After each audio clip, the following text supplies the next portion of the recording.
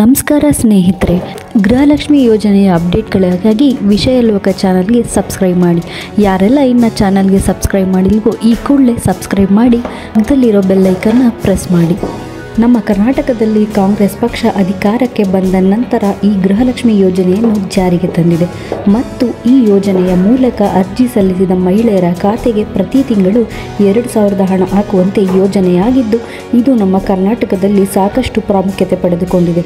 ಇಷ್ಟೇ ಅಲ್ಲದೆ ಈ ಯೋಜನೆ ಅಡಿಯಲ್ಲಿ ಮಹಿಳೆಯರು ಇಲ್ಲಿವರೆಗೂ ಸುಮಾರು 30,000 ಹಣವನ್ನು ಈ ಯೋಜನೆಯ ಮೂಲಕ ಪಡೆದುಕೊಂಡಿದ್ದಾರೆ. ಹಾಗಾಗಿ ಈ ಯೋಜನೆ ಮಹಿಳೆಯರಿಗೆ ತುಂಬ ಇಷ್ಟವಾದ ಯೋಜನೆ ಎಂದು ಹೇಳಬಹುದು. ಹೌದು ಸ್ನೇಹಿತರೆ, ಇಲ್ಲಿವರೆಗೂ ಸಾಕಷ್ಟು ಮಹಿಳೆಯರು ಈ ಯೋಜನೆ ಅಡಿಯಲ್ಲಿ 15 ಕಂತಿನ ಹಣವನ್ನು ಪಡೆದುಕೊಂಡಿದ್ದಾರೆ ಮತ್ತು 16ನೇ ಕಂತಿನ ಹಣ ಯಾವಾಗ ಜಮಾ ಆಗುತ್ತೆ ಎಂಬ ಮಾಹಿತಿಗೆ ಹಾಗೂ ಹಣಕ್ಕಾಗಿ ಕಾಯುತ್ತಿದ್ದಾರೆ ಎಂದು ಹೇಳಬಹುದು. ಅಂಥವರಿಗೆ ಸಚಿವೆ ಲಕ್ಷ್ಮೀ ಹೆಬ್ಬಾಳ್ಕರ್ ಅವರು ಸಿಹಿ ಸುದ್ದಿ ನೀಡಿದ್ದಾರೆ. 16ನೇ ಕಂತಿನ ಹಣ ಬಿಡುಗಡೆಯ ಬಗ್ಗೆ ಸ್ಪಷ್ಟ ಮಾಹಿತಿ ನೀಡಿದ್ದು, ಇದಕ್ಕೆ ಸಂಬಂಧಿಸಿದ ವಿವರವನ್ನು ನಾವು ಈಗ ತಿಳಿಸ್ಕೊಡ್ತಿದ್ದೇವೆ. ಗೃಹಲಕ್ಷ್ಮಿ 16ನೇ ಕಂತಿನ ಹಣದ ಬಗ್ಗೆ ಸ್ಪಷ್ಟ ಮಾಹಿತಿ ಲಕ್ಷ್ಮೀ ಹೆಬ್ಬಾಳ್ಕರ್ ಅವರು ನೀಡಿದ್ದಾರೆ.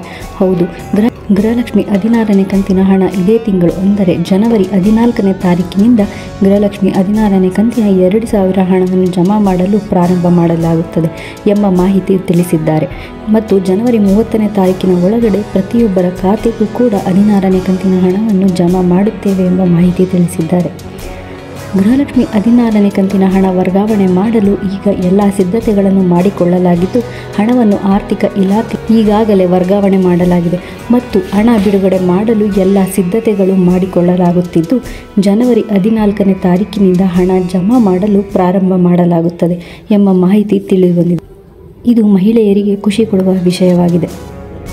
ಈ ಸಂದರ್ಭದಲ್ಲಿ ಗೃಹಲಕ್ಷ್ಮಿ 16ನೇ ಕಂತಿನ ಕುರಿತಾಗಿ 3 ಭರ್ಜರಿ ಗುಡ್ ನ್ಯೂಸನ್ನು ಕೊಟ್ಟಿದ್ದಾರೆ. ಆ ಭರ್ಜರಿ ಗುಡ್ ನ್ಯೂಸ್ ಬಗ್ಗೆ ತಿಳಿಸ್ಕೊಡ್ತೀವಿ, ಕೊನೆವರೆಗೂ ವಿಡಿಯೋನ ನೋಡಿ. ಮೊದಲನೇ ಗುಡ್ ನ್ಯೂಸ್ ಏನಂದರೆ, ಇಲ್ಲಿ ನೀವು ಪ್ರತಿ ತಿಂಗಳು 2,000 ರೂಪಾಯಿನ ಪಡ್ಕೋತಿರ್ತೀರ. ಈ 2,000 ರೂಪಾಯಿ ಬರೋಕ್ಕೆ 1 ವರ್ಷ ಕಳೆದಿರುತ್ತೆ. ಈ 1 ವರ್ಷದಲ್ಲಿ ಕೆಲವು ಜನರಿಗೆ ಮಧ್ಯ ಹಣ ಬಂದಿರಲ್ಲ, ಹಾಗೆ 6 ತಿಂಗಳು 10 ತಿಂಗಳು ನಂತರ ಹಣ ಜಮಾ ಆಗಿರುತ್ತೆ. ಅಂಥವರಿಗೆ ಅಂದರೆ ಯಾರ್ಯಾರಿಗೆ ಮಿಸ್ ಆಗಿದೆಯೋ ಅವರಿಗೆಲ್ಲ ಅದನ್ನೆಲ್ಲ ಚೆಕ್ ಮಾಡಿ ಈ ತಿಂಗಳು ಕೊನೆಯಲ್ಲಿ ಕ್ಲಿಯರ್ ಮಾಡ್ತೀವಿ ಅಂತ ಹೇಳಿದ್ದಾರೆ.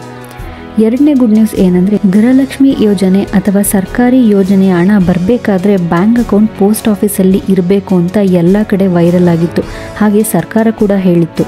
ಆದರೆ ಇವಾಗ ನಿಮ್ಮ ಆಧಾರ್ ಕಾರ್ಡ್ಗೆ ಯಾವ ಬ್ಯಾಂಕ್ ಅಕೌಂಟ್ ಲಿಂಕ್ ಆಗಿರುತ್ತೋ ಆ ಅಕೌಂಟ್ಗೆ DBT ಮೂಲಕ ಹಣ ಬರುತ್ತೆ ಅಂತ ಸ್ಪಷ್ಟಪಡಿಸಿದ್ದಾರೆ.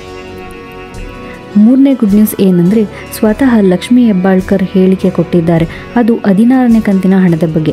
ಸಾಕಷ್ಟು ಜನ ಕಾಯ್ತಾ ಇರ್ತೀರ, ಇನ್ನೂ ಯಾಕೆ ಬಂದಿಲ್ಲ, ಯಾವಾಗ ಬರುತ್ತೆ ಅಂತ. ಇದರ ಬಗ್ಗೆ ಲಕ್ಷ್ಮೀ ಹೆಬ್ಬಾಳ್ಕರ್ ಅವರು ಕ್ಲಾರಿಟಿ ಕೊಟ್ಟಿದ್ದಾರೆ. ಏನಂದರೆ 16ನೇ ಕಂತಿನ ಹಣವನ್ನು ಮುಂದಿನ ತಿಂಗಳು ಜಮಾ ಮಾಡ್ತೀವಿ ಅಂತ.